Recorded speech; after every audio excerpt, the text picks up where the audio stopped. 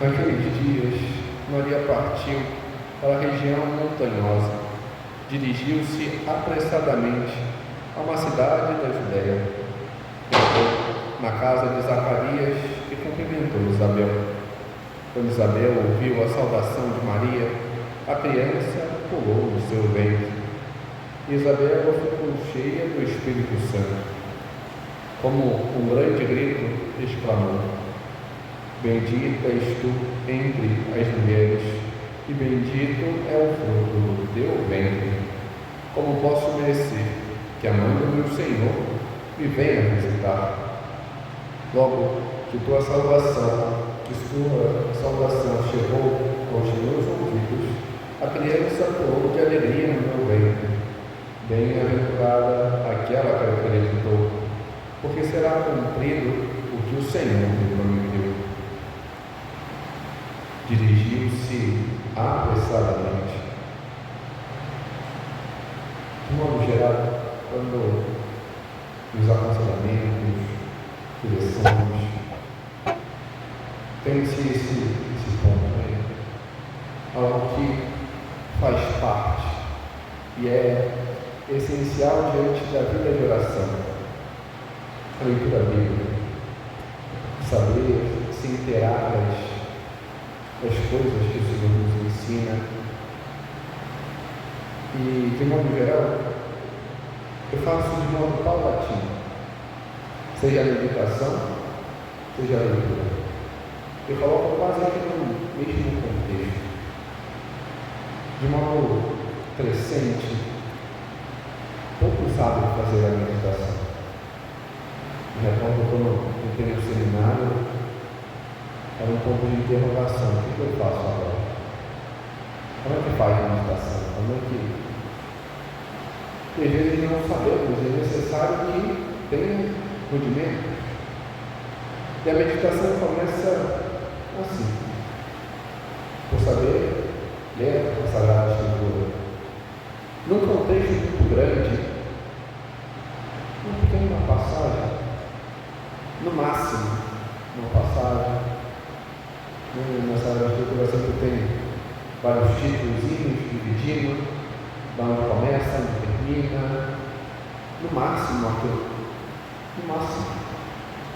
E dali tirar um ponto, uma palavra, um versículo, algo que nos toque, algo que nos fira, aonde o Senhor coloca o dedo na ferida. Não pode ser que o Senhor acolheu as criancinhas, olha que coisa linda, mas isso não toca a minha vida, isso é simplesmente bonitinho. Mas a repreensão que faz aos apóstolos, se toque, tem que ser algo que toque na minha vida, diante daquilo que eu vivo. E por que isso? Porque a partir daí cabe a entrar no Evangelho, a entrar nas situações, a mergulhar na Sagrada Escritura, a poder ver, a sentir as coisas, ver aquilo que nos é apresentado, saber das informações que estão em volta e que nos vão alimentando e fazendo crescer. Temos essa passagem da visitação e ver a Virgem Maria, que vai apressadamente. Isso de alguma forma nos toca. Mas primeiro, vamos ver a situação. Ela acaba de receber a anunciação do anjo. Ela está no norte de Israel, na região da Galileia, uma região que é desprezada, num país que é inteiramente árido, quase que um grande deserto, lugares mais baixos, mais planos e ao mesmo tempo montanhosos. Tem uma diversidade, e ela sai de um lugarejo, uma cidadezinha onde não tinham 20, 30 famílias. Ela ali desce, faz todo um caminho até em Caim, na região montanhosa da Judéia, uma cidade, um vilarejo, que hoje, diante das atuais configurações, está dentro da grande Jerusalém. Uma distância pequena, só 150 quilômetros. Uma distância que ela faz e que naquele período, andando, então, morro, levava uma semana. Como ela faz? Vai apressadamente, diante daquele lugar árido, quente. Estamos na região, no período onde ali é verão, altas temperaturas, e ela está grávida. Mais que todos, a Virgem Maria pode dizer com certeza que tem um rei na barriga. Gera Deus no seu ventre. Eu ainda assim vai. Essa é a situação. Sobe aquelas montanhas. Certa vez, um padre que fez a peregrinação, o horário estava apertado e ele teve que subir também correndo para conseguir a vaga para o seu grupo celebrar na Basílica da Visitação. Chegando lá, esbaforido, disse: acho que tive um pouco da sensação quando passou a Virgem Maria. Lugar mais íngreme, difícil. Tudo isso. Devemos entrar e imaginar, colocar nossa inteligência também nisso para nos verter diante de toda essa situação. E aí nos deixar tocar com questionamento. Por quê? Porque a Virgem Maria vai para ajudar Nossa Senhora de idade avançada, que, segundo o anjo, segundo a mensagem que recebeu, estaria grávida, numa região tão distante. Ela é a filha, ela é a esposa de um sacerdote. Ela tinha tudo, de alguma forma, podemos pensar assim. Ele acabava de fazer o seu período de servidão dentro do tempo. Mas até mesmo ele, de acordo com a estruturação da cultura judaica, era um pouco mais velho que ela, e ainda se estava muito. O que a Virgem Maria vai? Ninguém pediu. O Senhor cutucou, falou: olha, então agora você vai lá, vai. Ela se dispõe. Se dispõe por um motivo. Servir. Uma jovem, hoje colocaríamos ali no meado da adolescência, entre os 14 e 15 anos, vai passar por tudo isso, todo esse caminho, simplesmente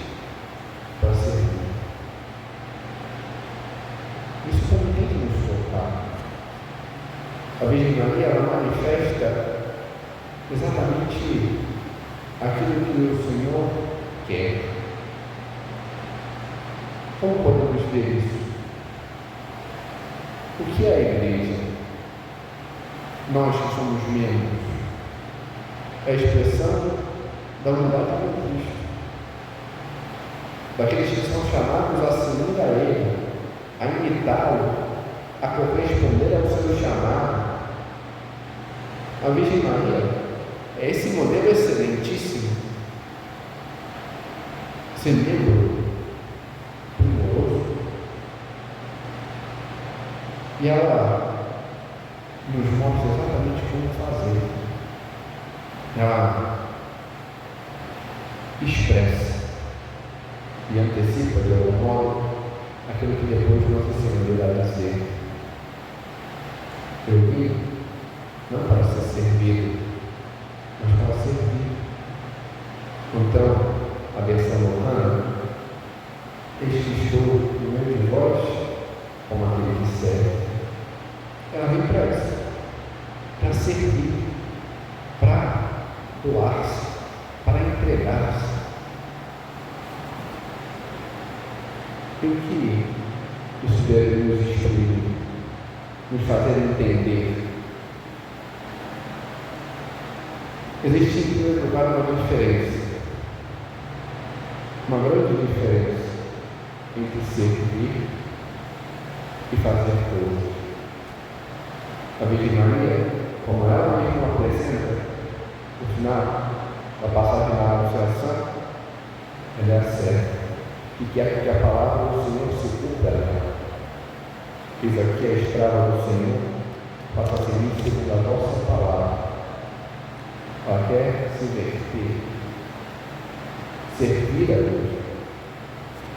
E qual é a grande diferença entre servir e o meramente fazer coisas?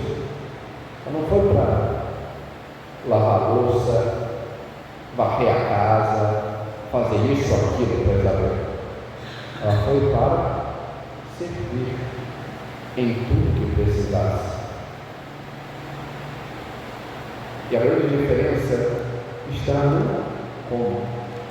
No como eu faço, no modo como eu faço o que eu devo fazer. Lembro de uma frase de São José Maria, que está no caminho, possivelmente tanta coisa que estudamos convívios e formações, que ele apresentava de modo particular às suas filhas, dizendo: há duas maneiras de fazer as coisas. Pode-se lavar as panelas ou santificar-se lavando as panelas. Parece que a atividade é a mesma, mas o modo é diferente. O mesmo modo, a gente pode fazer coisas ou servir. Esse ato de santificação, esse ato de união, que se expressa diante do amor. O amor é este vínculo. Uma criança vivendo, um adolescente, ele faz muitas coisas, porque não vai fazer, e como faz, com a mãe. A mãe não vai arrumar o quarto, lavar a louça, limpar o banheiro, vai pagando pé, vai reclamando, sua postura para baixo. Mas ele faz, somente faz. Não tem amor. Os detalhes passam. Servir é um ato diferente. Este ato que nos leva a abrir-nos. Não tem reclamação. Se ver Cristo no outro, não se tem peso. Ao contrário, se coloca nos lábios orações. Se tem amor. Não se faz meramente por fazer, mas se busca os detalhes. Uma passagem que eu já repeti umas 1000 vezes, mas eu fui demorosa. Dora era a primeira das numeradas filiadas. Certa vez ela ali tinha acabado de lavar a louça, José Maria passa e aquela partezinha que cabe a panela, ali com umas gorduras presas, vai lá e reclama. E aí ela vai, pega uma ferramenta, abre tudo, limpa. José Maria depois volta, acho que foi pesado. Quando vê, havia amor nos detalhes. Também nós, deste ato de serviço, devemos aprender a ter amor, exprimir nos detalhes, nas minúcias, naquilo que talvez passe despercebido. Este é o ato de serviço. Mas existe um exame, algo que devemos olhar para nós e saber se estamos ou não servindo. E o grande questionamento é: o que eu busco quando eu faço só? Se eu busco que olhem, que me elogiem, se busco ganhar o lucro, a promoção, fazer pelos outros, eu não sei. Eu estou buscando mostrar. Às vezes é primoroso, mas é um mostrismo. Não é serviço de verdade. Não é esse ato de entrega, de amor. Eu quero recompensas. O ato de serviço, ele não quer lucros, promoções, elogios. Ele quer dar este sentido próprio do amor, este ato de oferecimento, esse ato de entrega, esse ato de doação. O amor é isso. Recordo uma meditação, quando o pai dava um exemplo. Um dia de chuva, chegou uma mulher com uma loja, vender coisas para casa e tudo mais, grande loja assim. Aí chegou um vendedor: senhora, tal, senhora, eu não vou comprar nada, só estou aqui me abrindo da chuva, porque está chovendo muito, eu vou embora. Ok. Ele foi, pegou uma cadeira, colocou para sentar, vestiu uma toalha, como encapulada, tratou, confirmou. Olhou, não buscou grandes coisas. Todo dia, ele ficou: não vai ganhar nada com isso. Teve não sei o que, cara. Bom, no final da história é que ele ganha. Mas ele era de uma grande empresa, depois de dias retorna, quer saber o nome daquele funcionário e pede para trocar todos os estofados da casa, da empresa, com ele. É ele. Não é muito mais. Mas, assim, a questão que está aqui é o que ele fez. Não fez porque queria lucros, fez porque olhou o outro. Esse é o ato de serviço. O ato de servir é ver a dignidade do outro, diante daquilo que o outro precisa. Esse ato de ser útil, esse ato de poder ajudar. Isso é o principal. José Maria apresenta exatamente isso. Qual é o primeiro ponto do caminho da tua vida? Não seja estéril, ser útil, deixa rastro, ilumina com o resplendor da tua fé e do teu amor. Mostrar isso, esse sentido. Ser estéril é isso, é fazer as coisas e às vezes com grande atenção, primor, excelência, mas com ato vazio de querer recompensas. Essas segundas intenções baixas, de querer tirar vantagem, de querer crescer, de querer promoções, status, mas de não conseguir olhar além, de olhar o outro, a necessidade daquele que precisa. Fazendo a meditação para recordar um pouco, por exemplo, a vida dos padres. Há muitas coisas que os padres fazem. Em geral, as pessoas acham que o padre não faz nada. Só come, celebra a missa e dorme. Mas de todas as atividades, não que a missa seja menos, ao contrário, a missa é um ponto excelentíssimo. Fazer obras e tal coisa é necessário. Diante da administração, nos bens da igreja, a qual é delegado aí.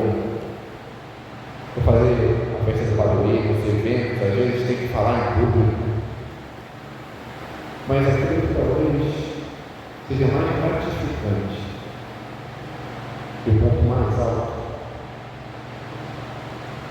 são duas coisas. Pesar. Um padre que não reza já perdeu a essência do padre. E aquilo que ele pode fazer de mais importante para com o seu povo. Pesar.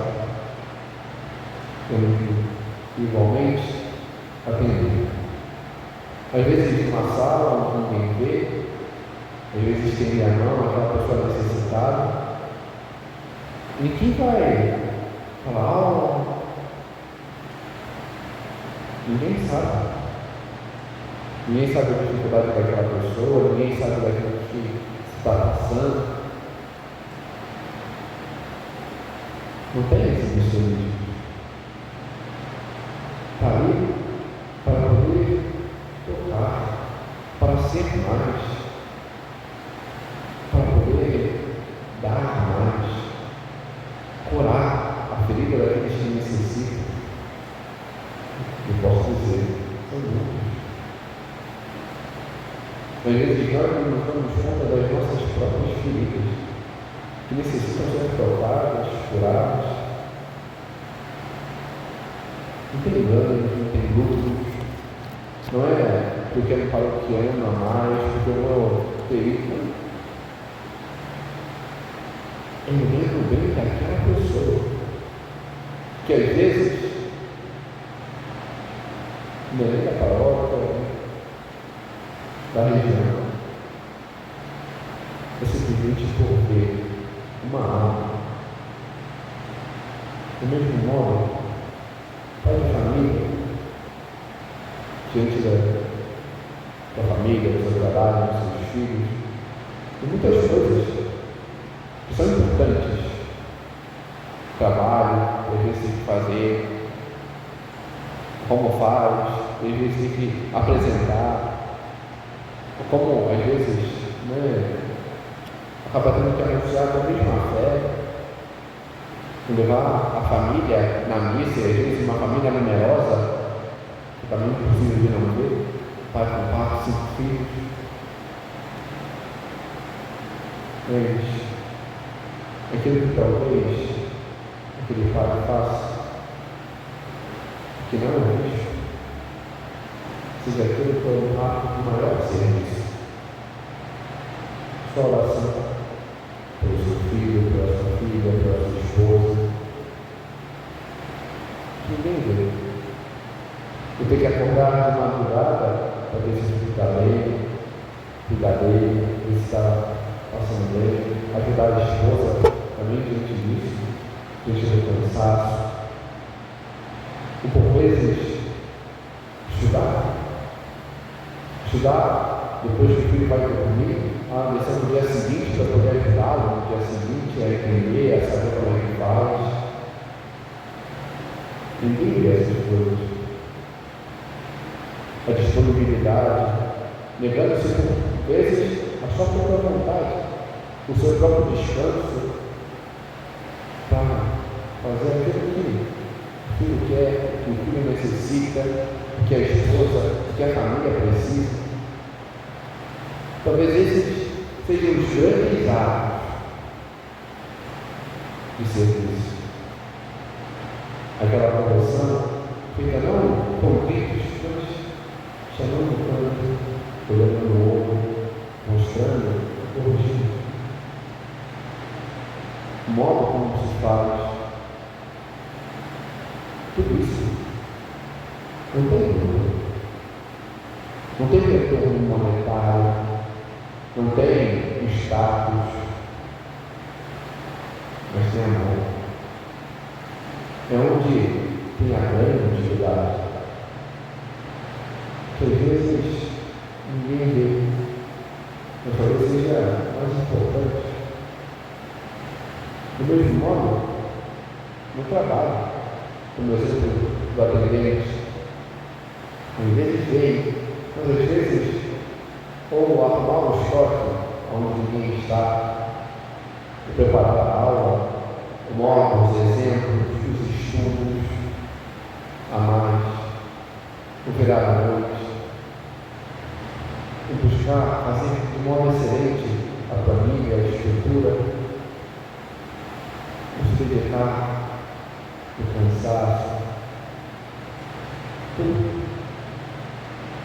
O anti-ato de servir, por vezes não está diante daquilo que é visto, mas por vezes daquilo que se faz escondido, daquilo que ninguém vê, daquilo que ninguém elogia, daquilo que não tem um retorno prático à empresa ou ao grupo. Mas esse ato, do mesmo modo como fez a Virgem Maria, que retorno ela teve? E na região montanhosa e servindo a Santa Isabel, lavando o prato, limpando as roupas de São João Batista, ajudando a preparar, a lavar as roupas da casa, Santa Isabel, São Zacarias. Ninguém veio, mas ela como apresenta os santos, ela mais glória a Deus,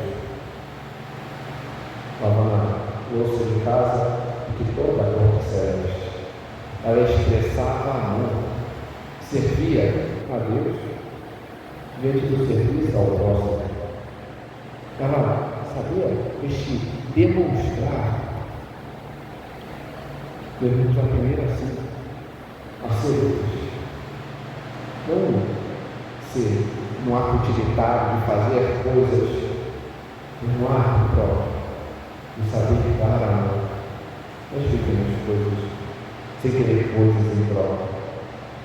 Aprendamos com a Virgem Santíssima a saber verdadeiramente corresponder a Deus naquilo que Deus pede, glorificá-lo naquilo que é mais essencial e que por vezes ninguém vê.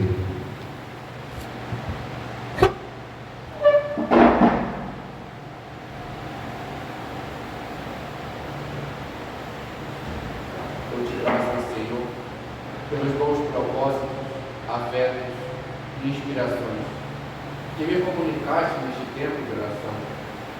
Peço-te ajuda para os pôr em prática. Minha Mãe Imaculada, São José, meu Pai e Senhor, meu anjo da guarda,